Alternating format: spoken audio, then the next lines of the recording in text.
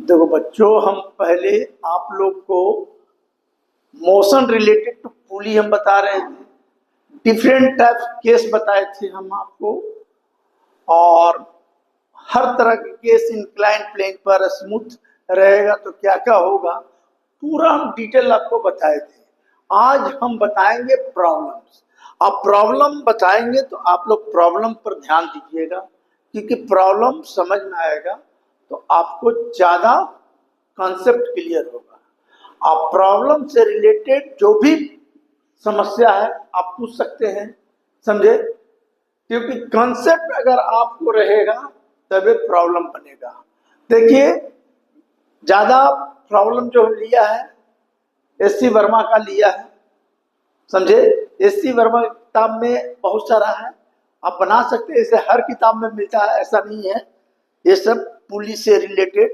तो देखिए, एक पहला क्वेश्चन है कि find the magnitude of the acceleration of two block.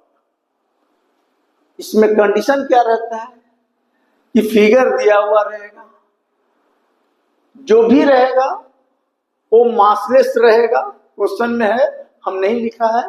मास दिया हुआ है 1 kg ब्लॉक है, मान लिए एक ब्लॉक मास m1 है तो उसका वैल्यू 1 kg है। देखिए, m1 1 kg, m2 1 kg मान लिए, दोनों m1 भी है m2 भी 1 kg है, ठीक है। इसमें दिया हुआ है इस साइड 3 सेंटीमीटर है, 4 सेंटीमीटर है, 5 सेंटीमीटर है, समझे? तो एस है क्या? तो दो ब्लॉक है, तो ये दोनों के बीच में एंगल होना चाहिए। एक एंगल मान लिया थीटा, एक थीटा 2 मान लो। हम तो बताए थे आपको कि एंगल होना चाहिए, समझे? तो इंक्लाइन प्लेन है, तो आप ऐसा केस में आप स्टडी किए हैं, हम बहुत बताए हैं आपको कि इसमें देखना पड़ता है कि मास ऑफ ब्लॉक जो है वो कितना है। तो मास ऑफ ब्लॉक एक 1 kg है, ई भी 1 kg है, तो क्या होगा, इक्विलिब्रियम में रहेगा, पुली लगा हुआ है तो, ठीक है। लेकिन यहां कह रहा है कि find the acceleration of two block, दोनों का एक्सेलरेशन निकालिए। तो चलो भाई, एक्सेलरेशन निकालने कह रहा है, कहीं किधर भी आप इसको एक्सेलरेशन हमको निकालना है। अब देखते हैं एक्सेलरेशन क्या होगा। तो आपको ऐसा जहां हम बताए हैं फिर थोड़ा सा याद दिला देते हैं। देखिए, अगर इंक्लाइन प्लेन है, ये ब्लॉक है, ये एंगल थीटा है, तो इसका मास नीचे काम करेगा mg। ठीक इसके परपेंडिकुलर है, इसको mg को रिजॉल्व कर देंगे तो जिधर एंगल रहता है आपको पता है mg cos थीटा, ठीक इसके परपेंडिकुलर हो गया mg sin थीटा। इधर हो गया आपका फ्रिक्शनल फोर्स, अगर फ्रिक्शन पड़ रहे हैं तो, अगर नहीं तो क्या होगा, इधर स्मूथ है तो कोई फोर्स नहीं लगेगा। अब इधर हो गया नॉर्मल। इनक्लाइन प्लेन जब भी रहेगा तो इतना चीज आपको जानना है, खत्म बात। एंगल जो दिया हुआ है, अब यहां ऐसा दिया हुआ है इंक्लाइन प्लेन, तो अब आपको हमको निकालना है एक्सेलरेशन। तो सोचिए कि एक्सेलरेशन निकालने के लिए कॉमन ब्लॉक का एक्सेलरेशन निकालना है, मतलब टू ब्लॉक का एक्सेलरेशन निकालना है। तो कैसे हम निकालेंगे? तो हमने दिखाया किधर एक्सेलरेशन, इधर। आप इधर भी दिखा सकते हैं, ऐसा कुछ नहीं है। जब दोनों का मास सेम है, कौन पहले आएगा कौन नहीं आएगा ये तो है नहीं। तो हमने इधर दिखा दिया, तो ये नीचे आएगा, तो नीचे आएगा तो क्या होगा, इसमें टेंशन लगेगा, इसमें टेंशन लगेगा। अब देखिए, ई नीचे आ रहा है, मान लीजिए ई नीचे आ रहा है, तो क्या लिखेंगे, mg sin थीटा 2, ठीक है, बड़ा होगा। इधर जो लगता है इंक्लाइन प्लेन पर, टेंशन T लिखे, तो T इक्वल टू का हो गया m a, अब ई नीचे आया तो ई ऊपर जाएगा, ये ऊपर जाएगा तो क्या हो जाएगा, टी बड़ा हो जाएगा, तो T minus m g sine theta 1 हो जाएगा इधर के लिए, बराबर क्या हो जाएगा, एम ए। हमने बताया कि ई और ई कैंसिल, एम कितना है, m1 m2 बराबर एम जो है 1 kg है, तो 1 kg को लिखो ही नहीं, तो क्या हो जाएगा, जी साइन थीटा 2 माइनस जी साइन थीटा 1, और एम कितना हो जाएगा, आप ही बताइए, एम 1 kg जोड़ोगे तो कितना हो जाएगा, 2a। अब देखिए यहां जी कॉमन ले लिए, तो sine theta 2 minus sine theta 1 बराबर 2a। अब हमको निकालना है find the acceleration of two block, तो एक्सेलरेशन टू ब्लॉक का ही है, तो देखिए जी छोड़ दीजिए, साइन थीटा 2, तो इसके लिए क्या हो जाएगा, 21 ढंग का फिगर है, तो ये आपको फिगर दिखता है, देखिए 3 4 5 ऐसा दिखता है। अब इस एंगल के लिए, इस एंगल के लिए P बाई एच होता है साइन थीटा, तो PE हो जाएगा 3 और H कितना होगा, 5 होगा, होगा ना।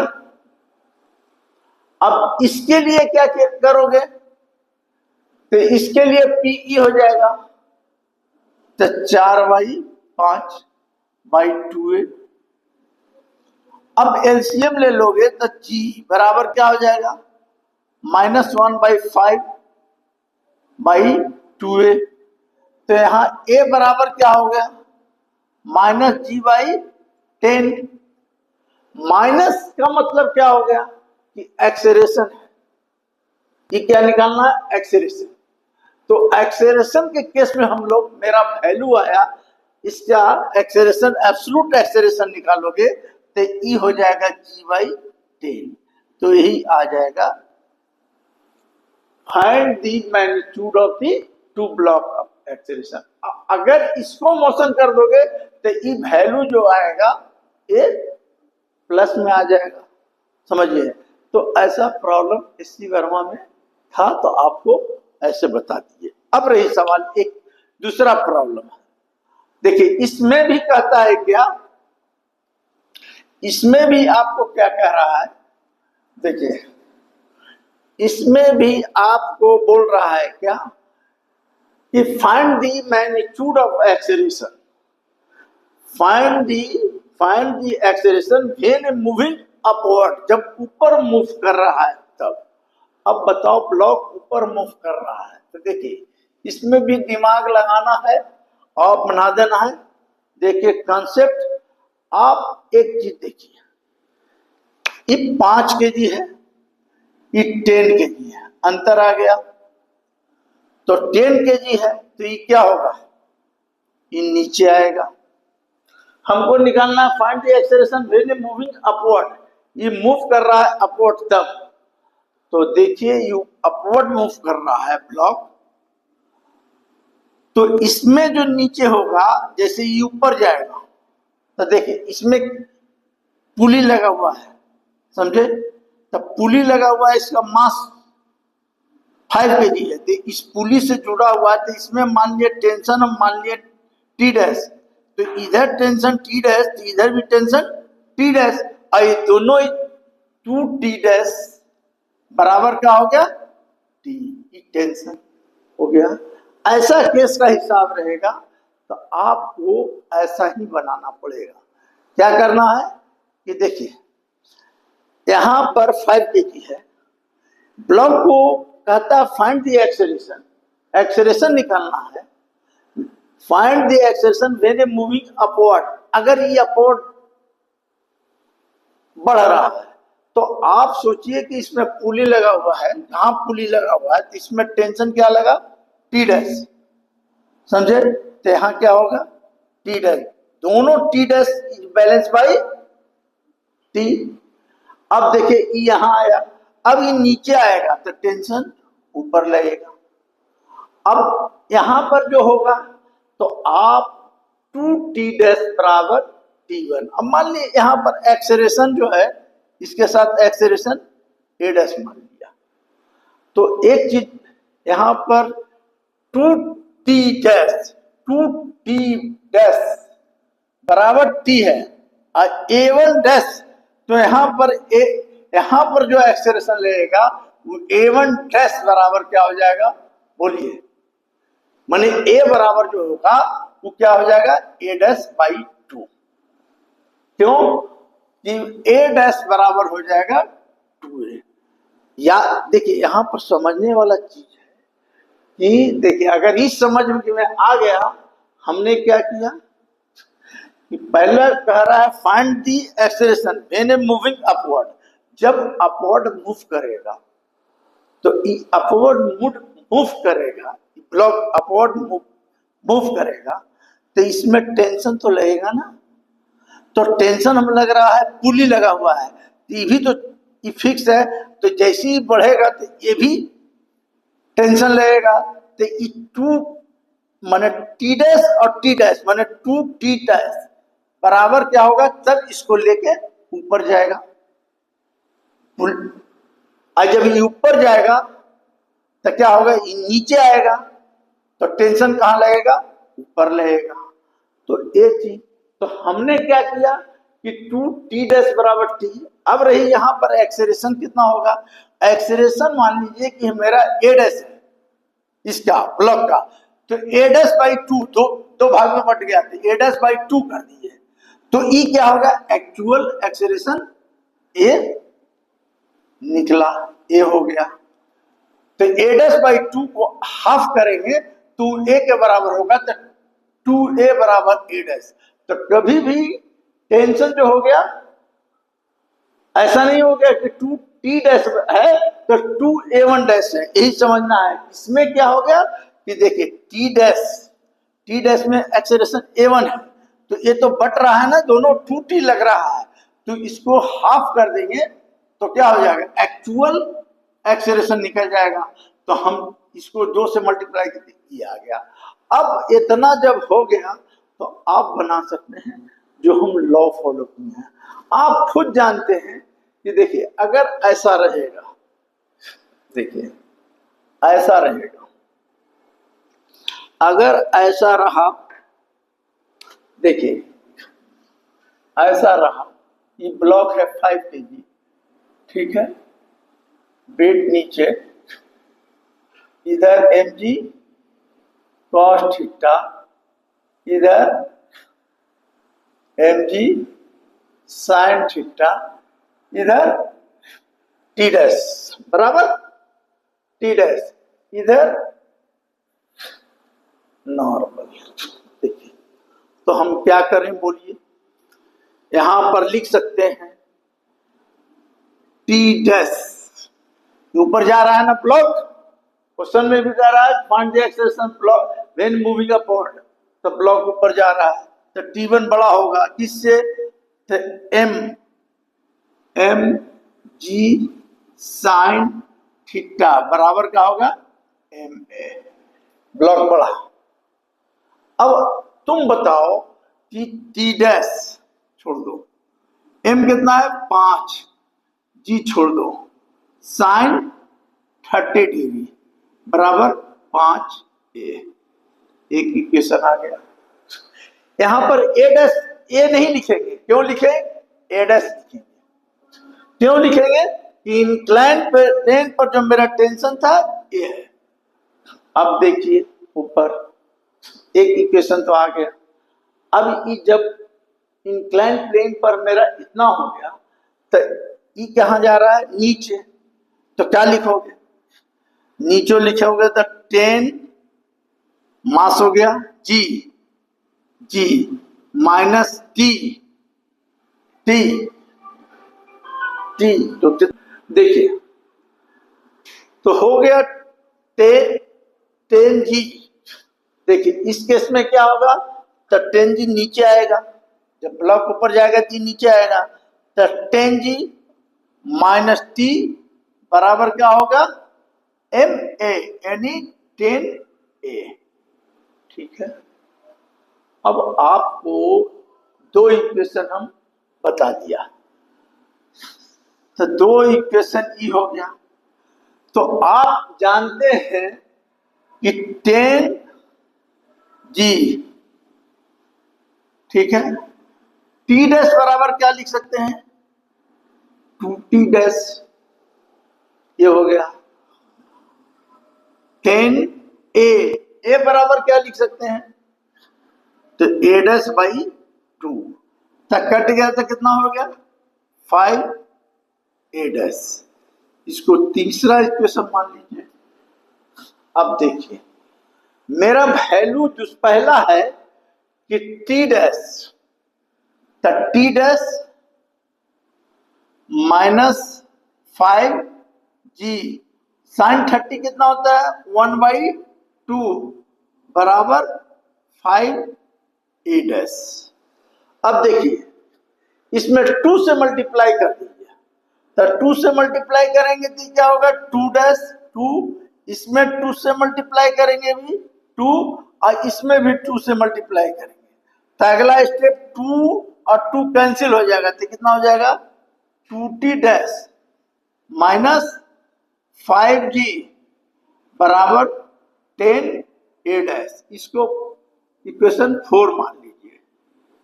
ठीक है, अब इक्वेशन 3 और 4 को एडिंग करने पर, एडिंग कीजिएगा, तो देखिए एडिंग करेंगे तो ए वाला और ए वाला कट गया, तो 10G में से, देखिए 10G में से क्या हो गया, देखिए 10G में से 5G कट गया तो कितना हो जाएगा 5G। ठीक है, 5G आया, और इधर 5A डैश और 10A डैश बराबर हो जाएगा 15A डैश। तो बताइए कि A डैश बराबर क्या हो जाएगा 5G बाई 15, कट गया तो क्या होगा G/3, और G/3 बराबर क्या होता है 10, यानी 3.33 मीटर पर सेकंड स्क्वायर। तो कहता था कि find the acceleration when are moving, तो मूविंग में एक्सेलरेशन मेरा क्या था ए, तो ये वैल्यू निकल गया। देखिए, अगर ये चीज आपको समझ में आया तो बहुत सारा प्रॉब्लम बनेगा। बहुत बच्चे को, इनिशियल वाले बच्चे को नहीं समझ में आता है, सुन लीजिए, क्योंकि कुछ जो तेज बच्चा रहता है उसको तो सब समझ में आता है। अब क्या है कि आप कंसेप्ट अगर नहीं क्लियर है तब तो दिक्कत होगा, समझे। और बहुत बच्चे को ये सब कंसेप्ट क्लियर नहीं रहता है। अगर नहीं है तो थोड़ा ध्यान दीजिए, देखिए जितना हम बताएं उतना वीडियो को आराम से देखेंगे तो कम से कम एक कंसेप्ट तो आपको दिमाग में आ जाएगा, सुन लीजिए। क्योंकि हम लिखने से ज्यादा हम समझाते हैं, समझे, और समझाते इसलिए है कि किताब में ये सब चीज लिखा हुआ नहीं है, हर चीज जो क्यों ऐसे होता है, क्यों होता है, तो ये सब आपको दिमाग में रखना है। अब प्रैक्टिस थोड़ा कीजिए, और जो तेज बच्चा उसको दिक्कत नहीं है।